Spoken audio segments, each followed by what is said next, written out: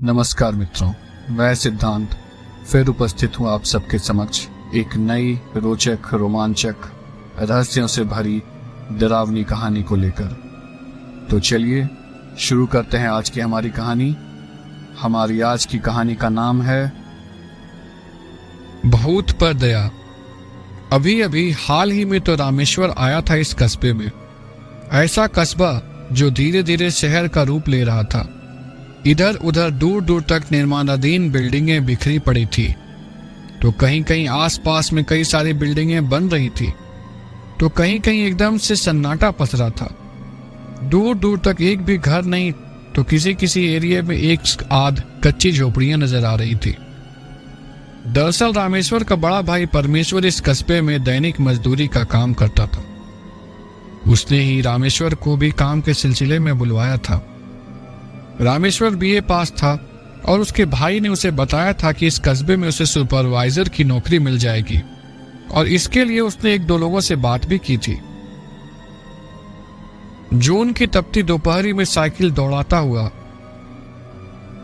रामेश्वर भाई के द्वारा दिए गए पते पर भागा चला जा रहा था। उबड़ खाबड़ रास्ते पर वह तेजी से साइकिल चला रहा था। वह पसीने से पूरा भीग चुका था। उसने साइकिल धीमी की और सामने दिख रही एक किराने की दुकान की ओर बढ़ चला। किराने की दुकान पर पहुंचकर उसने दुकानदार को कागज पर लिखा पता दिखाया और दुकानदार के बताए हुए उस कच्चे रास्ते पर फिर से आगे बढ़ने लगा। अभी रामेश्वर थोड़ा ही आगे बढ़ा था कि उसे 8-10 वर्ष का एक लड़का मिला।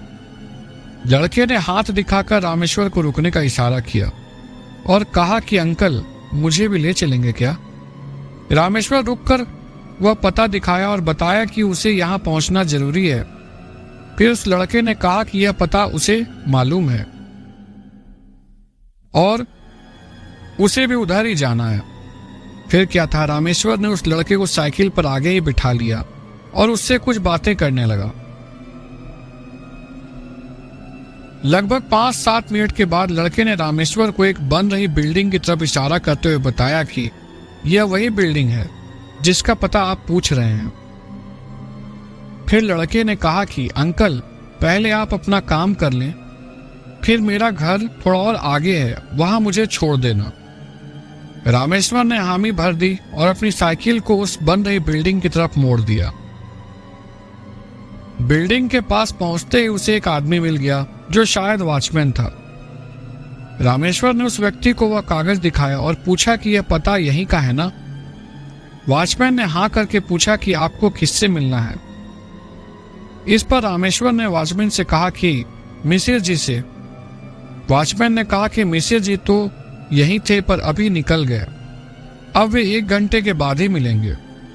कोई बात नहीं, मैंने फिर से 1 घंटे में आ जाऊंगा। जब मिसिर जी आ जाएं तो आप बता दीजिएगा कि परमेश्वर का छोटा भाई रामेश्वर आया था।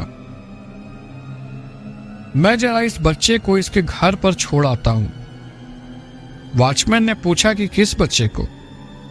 इस पर रामेश्वर ने कहा 8-10 वर्षीय बच्चे की तरफ इशारा करते हुए कहा कि इसे।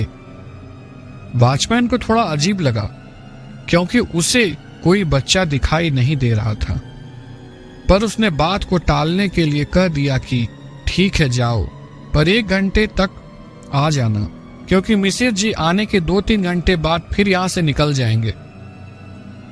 रामेश्वर हामी भरते हुए साइकिल मोड़ने लगा। अभी भी वॉचमैन मुंह सिकोड़ते हुए रामेश्वर को देखे जा रहा था। रामेश्वर बच्चे के बताए हुए रास्ते पर फिर से साइकिल दौड़ाने लगा। लगभग 20-25 मिनट साइकिल दौड़ाने के बाद वह एक सुनसान इलाके में पहुंचा। इस इलाके की जमीन पूरी तरह से उबड़ खाबड़ और जंगली थी। जगह जगह झाड़ियां आदि उगी हुई थी, कहीं कहीं कुछ छोटे बड़े गड्ढे भी थे। रामेश्वर ने कौतूहल से उस बच्चे से पूछा कि क्या तुम इस इलाके में रहते हो? बच्चे ने हाँ कहते हुए कहा कि हाँ अंकल, मैं इसी इलाके में रहता हूं। फिर सामने एक खंडहर जैसी जगह की ओर इशारा करते हुए कहा कि अंकल, मैं यहीं रहता हूं, आप मुझे यहीं छोड़ दीजिए, अब मैं चला जाऊंगा। रामेश्वर के दिमाग में तो मिसिर जी से मिलना है, कहीं देर ना हो जाए, यही बात चल रही थी। तो उसने बच्चे से कुछ और पूछे बिना बच्चे को वहीं उतारकर तेजी से साइकिल मोड़कर फिर उसी रास्ते पर वापस साइकिल दौड़ाने लगा।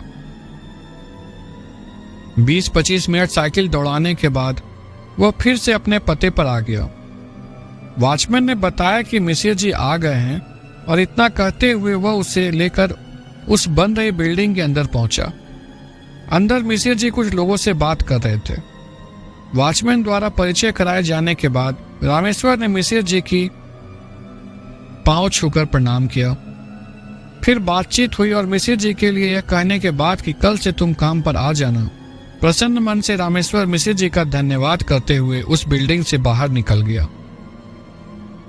बिल्डिंग से बाहर निकलने के बाद रामेश्वर काफी शांति महसूस कर रहा था, क्योंकि वह लगभग 10-12 दिनों से काम की तलाश में इधर उधर भाग रहा था। वह साइकिल के पास आकर स्टैंड पर से साइकिल उतारा और उसे डुगाते हुए आगे बढ़ने लगा। उसे अब थोड़ी भूख भी सता रही थी, क्योंकि लगभग 11-12 बजे का समय हो चुका था और अभी तक एक बूंद पानी भी नहीं पिया था। साइकिल डुगराते हुए वह फिर से उसी किराने दुकान के पास गया।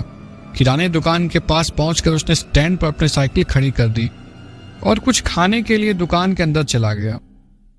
दुकान के अंदर पहुंचकर वह एक टूटे स्टूल पर बैठ गया और दुकानदार से एक लड्डू लाने के लिए कहा। दुकानदार कागज में एक लड्डू लपेटकर उसे लाकर दे दिया और साथ ही एक जग पानी और एक शीशे का गिलास भी दे दिया। लड्डू खाते खाते अचानक रामेश्वर की नजर दुकान में ही एक खंबे से कॉपी में लटकी एक फोटो पर पड़ी, जिस पर फूल माला चढ़ाया गया था। बच्चे की फोटो और उस पर चढ़ी फूल माला देखकर रामेश्वर धीरे से दुकानदार से पूछता है कि यह आपका लड़का है क्या? दुकानदार ने उदास मन से हामी भरते हुए कहा कि हाँ बाबू, यह मेरा लड़का ही है। अभी इसकी उम्र भी क्या थी, दुनिया भी ठीक से नहीं देख पाया था, पर भगवान की मर्जी के आगे किसी की मर्जी तो नहीं चलती। दुकानदार की इतनी बातें सुनने के बाद रामेश्वर धीरे से उठा और उस फोटो के पास पहुंचकर गौर से उसे देखने लगा। फोटो को गौर से देखने के बाद वो अचानक उसे कुछ याद आया और उसके चेहरे पर घबराहट के साथ ही पसीना भी आ गया। उसके पूरे शरीर में कंपन शुरू हो गई। बिना कुछ बोले वो फिर से अपनी जगह पर बैठ गया। दुकानदार ने रामेश्वर के गिलास में चाय उड़ेलते हुए कहा कि बाबू, सबको जाना है पर समय से जाना अच्छा लगता है। मेरा लड़का बहुत ही होनहार और उपकारी था, सबकी सहायता करता था, यहां तक कि अपरिचित तो अपरिचितों की भी। इस एरिया के सभी लोग उसे बहुत ही चाहते थे। इसे इस नवनिर्माणाधीन इलाके के बारे में पूरा परिचय था। जब भी कोई अनजान कोई पता पूछता तो यह केवल पता ही नहीं बताता, अपितु उस व्यक्ति को उस पते पर छोड़ के आता था।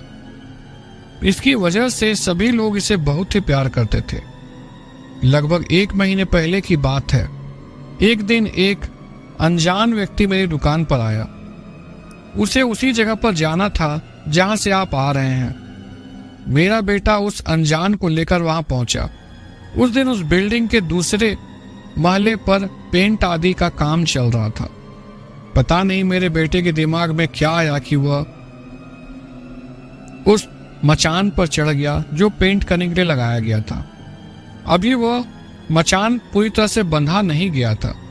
उसका पैर फिसला या पता नहीं क्या हुआ कि वह मचान पूरी तरह से गिर पड़ा और वहां से कुछ लोग उसे लेकर अस्पताल तक पहुंचे। तब तक उसके प्राण पखेरु उड़ चले थे। इतना कहने के बाद उस दुकानदार की आंखें डबडबा गई। अब रामेश्वर थोड़ा आराम महसूस कर रहा था, पर वह सोच नहीं पा रहा था कि इस दुकानदार को कैसे बताए कि अभी इसी लड़के ने उसे उस पते तक पहुंचाया था। अभी रामेश्वर कुछ बोले इससे पहले ही वहां दुकानदार फिर बोल पड़ा, बाबू, फिर हमने इसे अपने बच्चे को मुर्दहिया या दफना दिया। दुकानदार ने बातों ही बातों में यह भी बता दिया कि यह जो मेरा बच्चा मरा था, आप जो पता पूछ रहे थे, उसके थोड़ा दूर आगे ही है। फिर अचानक रामेश्वर के भी आंसू निकल पड़े और वो रोते हुए दुकानदार से कहा कि काका, यह लड़का आज भी हमें उस पते पर पहुंचाया और फिर इसे मैंने उस जगह पर ले जाके पहुंचाया जहां इसकी मृत्यु हुई थी, क्योंकि ये लड़का बता रहा था कि यह वहीं रहता है। पर मैं इसके साथ इसके रहने की जगह पर नहीं गया था। अब तो वह दुकानदार भी फुट फुट कर रोने लगा और कहने लगा कि बाबू, जरूर वो मेरा मुन्ना ही होगा, क्योंकि कल भी इसने किसी को किसी पते पर पहुंचाया था। पर जब उस व्यक्ति ने बताया तो मैं बोल पड़ा था कि यह नहीं हो सकता, क्योंकि मेरा मुन्ना तो महीनों हो गए मरे हुए। पर आज जब उस आपसे वही घटना दोबारा सुनी तो अब मुझे यकीन हो गया है कि वह मेरा मुन्ना ही होगा, और वो उस स्थान पर अभी भी है जहां उसकी मृत्यु हुई थी। अभी दुकानदार और रामेश्वर की बात चली रही थी कि रामेश्वर के पते वाला वो वॉचमैन भी चाय पीने वहां आ गया। उसे देखते ही दुकानदार उसे चाय देने लगा। वॉचमैन ने चाय पीते हुए रामेश्वर से पूछा कि बाबू, एक बात बताइए, जब आप मेरे पास आए थे तो मैंने तो किसी को भी आपके साथ नहीं देखा, फिर भी आप बोल रहे थे कि इस बच्चे को छोड़ने जा रहा हूं। उस समय मैं कुछ समझ नहीं पाया था। इस पर दुकानदार फिर से रो पड़ा और कहा कि वॉचमैन बाबू, वह मेरा मुन्ना था और इसलिए शायद आपको दिखाई नहीं दिया। अब वॉचमैन को सारी बातें साफ साफ नजर आ रही थी, क्योंकि उसने पिछले 15-20 दिनों में कितने अपरिचितों को कहते सुना था कि बच्चे को छोड़ कर आ रहा हूं। इसी के साथ ये कहानी यहीं पे समाप्त होती है मित्रों।